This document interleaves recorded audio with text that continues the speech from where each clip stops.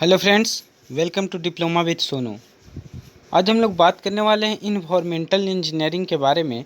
तो जैसा कि हम लोग इन द प्रीवियस लेक्चर हम लोग स्टार्ट कर रहे थे यूनिट 3 में डोमेस्टिक स्वेज में हम लोग कुछ पॉइंट्स को पढ़ रहे थे। वो पॉइंट क्या था, तो एनालिसिस ऑफ स्वेज के बारे में हम लोग को आज वाला लेक्चर में पढ़ना है। और इसके पिछले वाले लेक्चर में हम लोग स्वेयर अपर्टेनेंसेस के बारे में जाने थे, जिसमें मैनहोल, ड्रॉप मैनहोल और लोकेशन और उसका स्पेसिंग के बारे में जाने थे। ये वाला पॉइंट पूरा हम लोग पिछले लेक्चर में किए हैं। उसमें ही मेंटेनेंस ऑफ स्वेयर्स के बारे में भी जाने थे। तो ये सब पॉइंट तो रहा कि हम लोग पिछले लेक्चर में किए। जो इस लेक्चर का अटेंड नहीं किए हैं उसको डिस्क्रिप्शन बॉक्स में लिंक रहेगा, वहाँ से आप लोग अटेंड कर सकते हैं। तो आइए हम लोग आज के लेक्चर में देखते हैं हम लोग को क्या क्या पढ़ना है। सबसे आगे देखते हैं एनालिसिस ऑफ स्वेज के बारे में हम लोग को आज के लेक्चर में पढ़ना है। इसमें कैरेक्टरिस्टिक्स ऑफ स्वेज के बारे में जानना होगा, जो बीओडी, सीओडी और सिग्निफिकेंस के बारे में जानेंगे। एरोबिक और एनारोबिक प्रोसेस के बारे में जानेंगे। इसके बाद है कि Maharashtra pollution control board norms for the discharge of treated Suez. ये सब चीज़ों के बारे में आज हम लोग लेक्चर में पढ़ेंगे। सो स्टार्ट करते हैं। सबसे आगे जानते हैं कि कैरेक्टरिस्टिक ऑफ स्वेज क्या है। तो देखिए फ्रेंड, कैरेक्टरिस्टिक्स ऑफ स्वेज को है मेनली 3 टाइप्स में डिवाइड करते हैं। 3 टाइप्स में हम लोग डिवाइड करते हैं। सबसे आगे वाले पार्ट को हम लोग इस टाइप में फिजिकल बोलते हैं। फिजिकल कैरेक्टरिस्टिक एक होता है, ठीक है, फिजिकल कैरेक्टरिस्टिक। और सेकंड जो होता है केमिकल कैरेक्टरिस्टिक। इस करके हम लोग डिवाइड करते हैं तीनों को। एक होता है बायोलॉजिकल, ठीक है। तो यही 3 टाइप्स में हम लोग कैरेक्टरिस्टिक ऑफ स्वेज को या वेस्ट वाटर को डिवाइड करते हैं, ठीक है। बायोलॉजिकल ये हो गया 3 types of characteristic of Suez. इसमें से हम लोग को मेनली पढ़ना होता है बीओडी क्या है, सीओडी क्या है, और क्या कि एनारोबिक और एरोबिक के बारे में सिर्फ पढ़ना है। लेकिन हम लोग सभी चीज़ों के बारे में थोड़ा थोड़ा जानकारी ले लेते हैं। तो देखिए सबसे आगे है फिजिकल कैरेक्टरिस्टिक्स। तो देखिए फिजिकल कैरेक्टरिस्टिक्स में क्या होता है, टर्बिडिटी होता है। टर्बिडिटी कैसा, तो टर्बिडिटी देखिए जो भी स्वेज होगा तो स्वेज में कोई सॉलिड मटेरियल होंगे। क्या होंगे कि सॉलिड मटेरियल होंगे। सॉलिड मटेरियल होने के कारण क्या होता है कि उसमें क्लाउडी फॉर्मेशन ले लेता है। वो ज़्यादा क्या हो जाता है कि वहाँ पे क्लाउडी टाइप हो जाता है, जिससे क्या होता है कि वहाँ पे डीप बोल सकते हैं कि जो लिक्विड होगा ज़्यादा डीप होता है, ठीक है। तो इस टाइप में समझिए टर्बिडिटी को। फिर कलर, तो उसका कलर क्या होता है, तो ब्राउनिश टाइप कलर होता है शुरू में। तो ये होता है फिजिकल कैरेक्टरिस्टिक्स ये सब, ठीक है, ब्राउनिश। फिर ओडोर, उसमें से क्या होता है, गंध उंध आते रहता है, स्मेल आता है। फिर टोटल सॉलिड्स। फिर टेम्परेचर। टेम्परेचर क्या होता है, तो स्वेज सिस्टम में जैसा कि उसमें बहुत सारा टाइप का स्वेज मटेरियल मिला हुआ होता है, जिससे क्या होता है उसका टेम्परेचर बहुत ही ज़्यादा होता है, हाई होता है, ठीक है, हाई होता है। इसके बाद देखिए कि chemical characteristics of two chemical impurities. Mainly chemical characteristics समझिए तो इसमें आता है सीओडी। सबसे आगे क्या, तो सीओडी केमिकल ऑक्सीजन डिमांड। फिर टीओसी टोटल ऑक्सीजन डिमांड। फिर नाइट्रोजन फास्फोरस क्लोराइड।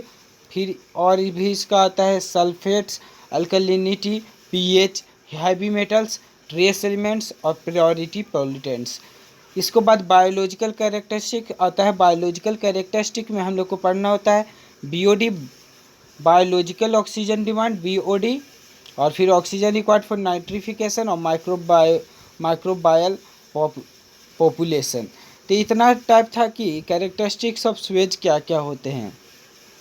अब आइए हम लोग देखते हैं कि बीओडी क्या होता है और सीओडी क्या होता है। तो देखिए फ्रेंड, बीओडी सीओडी दोनों हम लोग को पढ़ना है। तो मेनली अगर हम लोग बीओडी सीओडी के डिफरेंस जान लें तो दोनों चीज़ क्लियर हो जाएगा, ठीक है। तो मेनली हम लोग डिफरेंस जान लेते हैं तो दोनों चीज़ हम लोग को क्लियर हो जाएगा। डिफरेंस या डिफरेंस भी कभी पूछेगा तो हम लोग लिख सकते हैं, ठीक है। तो difference of BOD and COD. BOD का सबसे आगे देखें तो BOD is biological oxidation process. ये क्या होता है, तो बायोलॉजिकल ऑक्सीडेशन प्रोसेस होता है। और सीओडी क्या होता है, तो ये केमिकल ऑक्सीडेशन प्रोसेस होता है।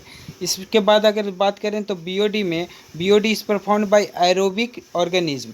बीओडी और एरोबिक ऑर्गेनिज्म के द्वारा परफॉर्म किया जाता है।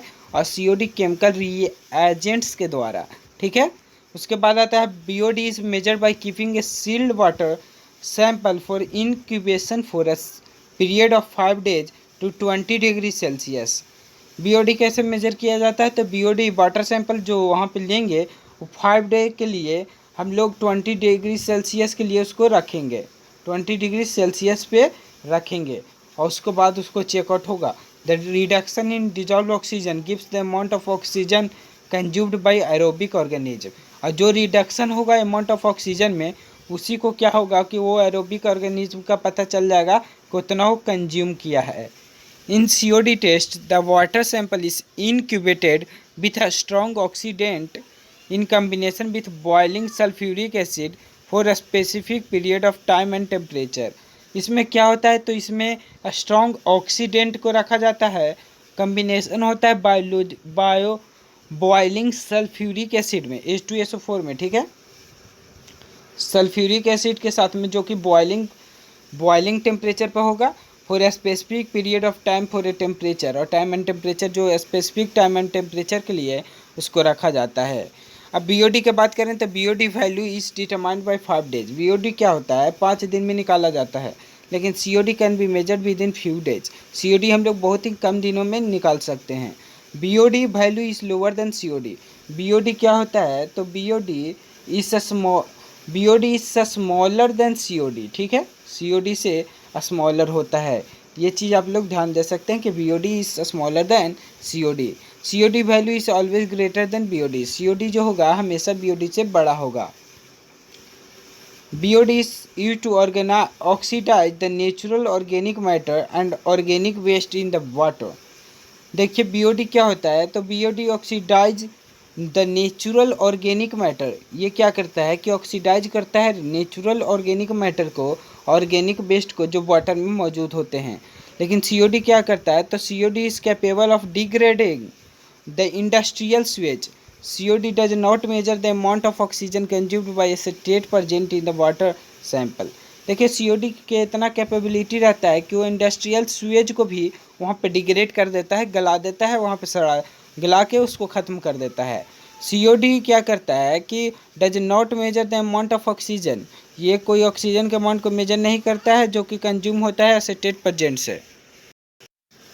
ये देखिए फ्रेंड, ये characteristics of BOD and COD के आधार पे हम लोग वहाँ पे पता लगाते हैं स्वेज सिस्टम के कैरेक्टरिस्टिक्स के बारे में। तो देखिए अगर BOD 200 से कम रहा तो क्या होगा कि क्लासिफिकेशन होगा उसका वीक होगा, ठीक है, वो वीक होगा। देखिए characteristic of domestic waste water in terms of BOD and COD। तो डोमेस्टिक वेस्ट वाटर के यहाँ पे हम लोग ने सब चीज़ पढ़ रहे हैं। तो देखिए डोमेस्टिक वेस्ट वाटर में अगर BOD क्या होगा कि अगर 200 से कम होगा तो उसका क्लासिफिकेशन क्या होगा को वीक होगा। इसके बाद अगर BOD 350 से कम होगा तो मीडियम होगा। 350 या 350 से यहाँ पे हम लोग 350 का अप्रॉक्स अगर बोलें तो भी मीडियम होगा। देखिए ये वीक वाला जो क्लासिफिकेशन है BOD का, ये कहीं कहीं पे 250 भी लिया जाता है। ये चलते कंफ्यूज नहीं होना है, 250 भी आप लोग नोट कर सकते हैं। इसके बाद स्ट्रॉन्ग की अगर बात किया जाए तो स्ट्रॉन्ग 500 mg पर लीटर रहता है तो उसको स्ट्रॉन्ग बोलते हैं। और वेरी स्ट्रॉन्ग क्या होता है? तो 750 के ऊपर रहता है तो उसको हम लोग वेरी स्ट्रॉन्ग के नाम से वेरी स्ट्रॉन्ग बुलाते हैं। अब देखिए ये तो बात हुआ कि BOD के क्लासिफिकेशन था कि BOD कितना कितना होगा तो उसको वीक, मीडियम, स्ट्रॉन्ग और वेरी स्ट्रॉन्ग बोलेंगे। अब COD की बात करें तो 400 से कम रहा तो उसको हम लोग वीक बोलते हैं। 400 mg पर लीटर से कम रहा तो वीक, फिर 700 mg पर लीटर से कम रहा तो मीडियम या उसके इक्वलिटी, फिर 1000 mg पर लीटर रहा तो स्ट्रॉन्ग, या उसके बाद 1500 से ज़्यादा रहा, देखिए 1500 से ज़्यादा रहा तो उसको हम लोग बोलेंगे वेरी स्ट्रॉन्ग। तो ये डाटा आप लोग नोट कर सकते हैं। एग्जाम पर्पज़ के लिए SSC JEE में इंपॉर्टेंट होता है कि वहाँ पे कभी कभी पूछ देता है ये इस टाइप का यहाँ पे ऑब्जेक्टिव बना के, इसको आप लोग स्क्रीनशॉट ले लें और अपना इसको फिक्स कर लें ताकि आपको कोई भी प्रॉब्लम ना हो आगे। आगे हम लोग नेक्स्ट पॉइंट को देखते हैं। अब देखिए एक रेशियो यहाँ पे इम्पॉर्टेंट पॉइंट है एग्जामिनेशन पर्पज़ के लिए, नहीं ये SSC JEE ये सब कॉम्पिटिटिव एग्जाम के लिए, तो उसको हम लोग एक बार देख लेते हैं। देखिए BOD डिवाइडेड बाय COD यहाँ पे आप लोग जैसा कि देख रहे होंगे तो इसमें देखिए कि क्या बोला जा रहा है। BOD डिवाइडेड बाय COD जो है तो यहाँ पे for many types of waste it is possible to establish relation between the COD and BOD। बहुत सारे बेस्ट के लिए ये पॉसिबल होता है कि वहाँ पे आप एक रिलेशन फिक्स कर लें COD और BOD के बीच में, ठीक है। Hence, once the correlation between COD and BOD has been established, it becomes simple to relay the COD test because the COD can be determined in 3 hours as against 5 days for the BOD। देखिए जैसा कि correlation बन जाए COD और BOD दोनों के बीच में, तो एक बार जैसे ही बन जाएगा तो देखिए COD क्या होता है कि ये बहुत ही इंस्टेंट टाइम में हम लोग इसको निकाल सकते हैं COD के वैल्यू को। तो ये अप्रॉक्स क्या कि 3 आवर्स में निकाला जा सकता है। लेकिन क्या कि 5 डेज BOD क्या होता है कि वो उसको टाइम लगता है 5 डेज का टाइम लगता है, ठीक है। तो ये बहुत ही ज़्यादा का अंतराल हो जाता है। तो जैसे ही कोरिलेशन बनता है वैसे ही हम लोग निकाल सकते हैं। In case of domestic sewage COD is higher than BOD। देखिए आगे ही बोल दिया गया कि COD क्या होता है, हमेशा ज़्यादा होता है BOD से। हम आगे ही आपको बता चुके हैं डिफरेंस में, ठीक है। Because the fact that more compounds can be chemically oxidize than can be biologically oxidize. तो इसका कारण क्या है, तो केमिकली में क्या होगा कि बहुत ही ज़्यादा मैटर ऑक्सीडाइज होता है देन बायोलॉजिकली में, ठीक है। यही इसका रीज़न था कि COD हमेशा ज़्यादा क्यों होता है BOD से।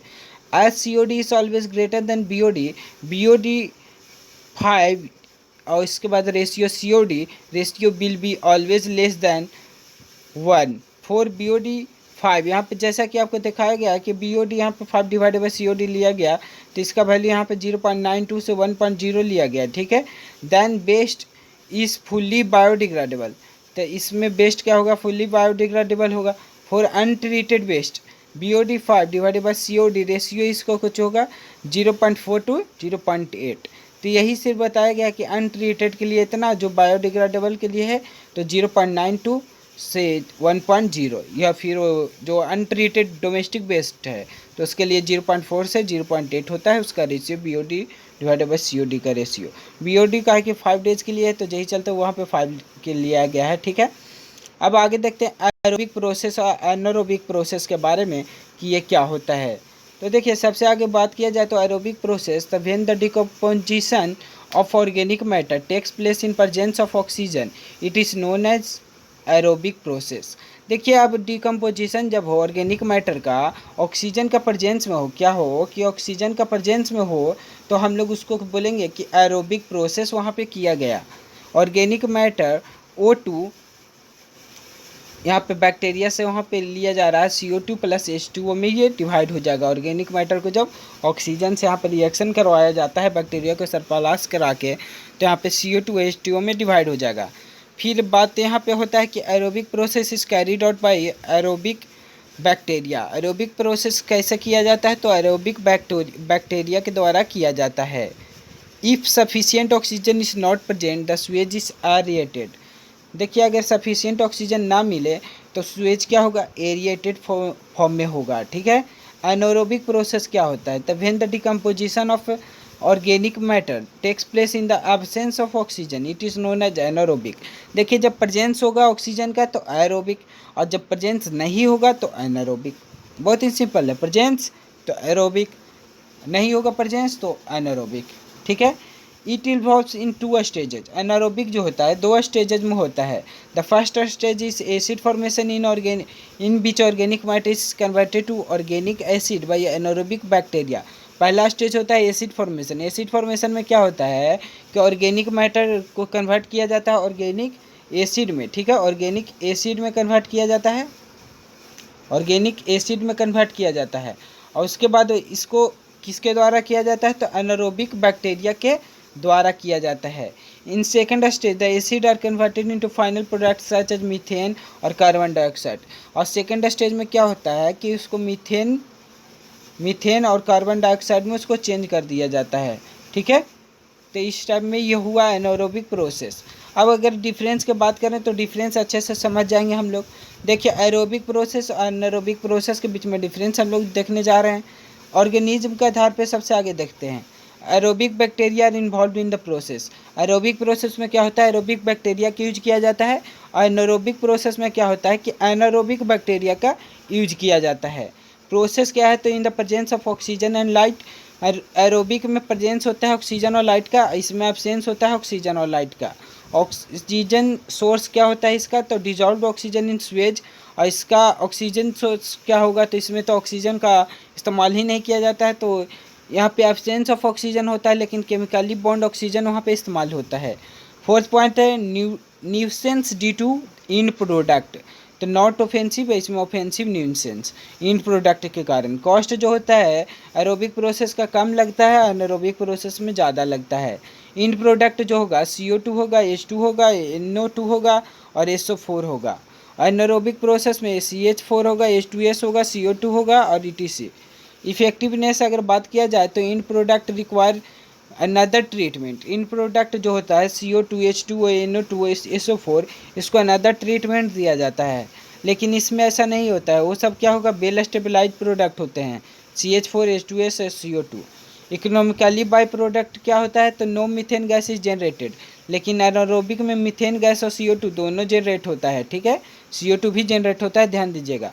सुटेबिलिटी क्या है, तो use for liquid waste when sludge, इसमें क्या होता है सूटेबिलिटी, तो ये लिक्विड वेस्ट के लिए ज़्यादा इस्तेमाल किया जाता है, लेकिन when sludge available is chance to move and recovery the of gas, तो उसको हम लोग इस्तेमाल करते हैं एनारोबिक को।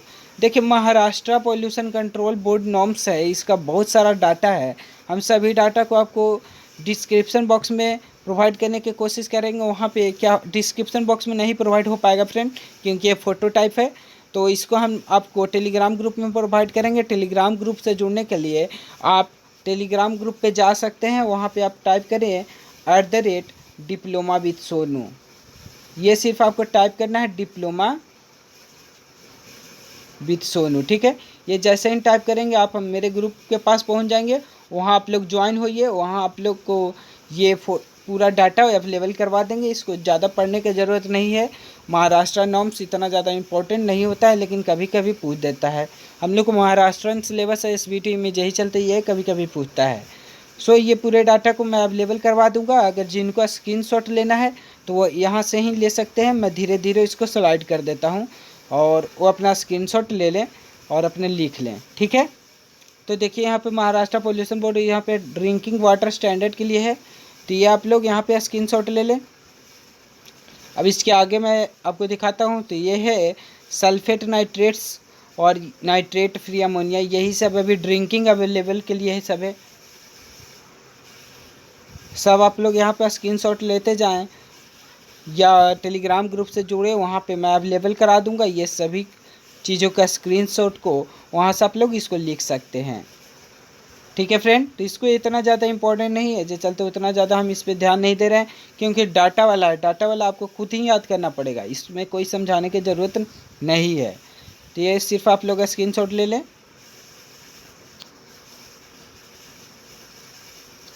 देखिए यहाँ तक था कि महाराष्ट्र बोर्ड का। अब इसका में ट्रीटमेंट ऑफ स्वेज, तो इसको हम लोग ध्यान देते हैं। नेक्स्ट पॉइंट हम लोग को पढ़ना होता है फ्रेंड ट्रीटमेंट ऑफ स्वेज, तो इसको हम लोग नेक्स्ट लेक्चर में करते हैं। So thank you all and please do like share and subscribe diploma with Sonu. ज़्यादा से ज़्यादा इस वीडियो को शेयर करें, और टेलीग्राम ग्रुप या फेसबुक ग्रुप से जुड़ना चाहते हैं तो डिस्क्रिप्शन बॉक्स में लिंक रहेगा, वहाँ से आप लोग जुड़ सकते हैं। So thank you all friend.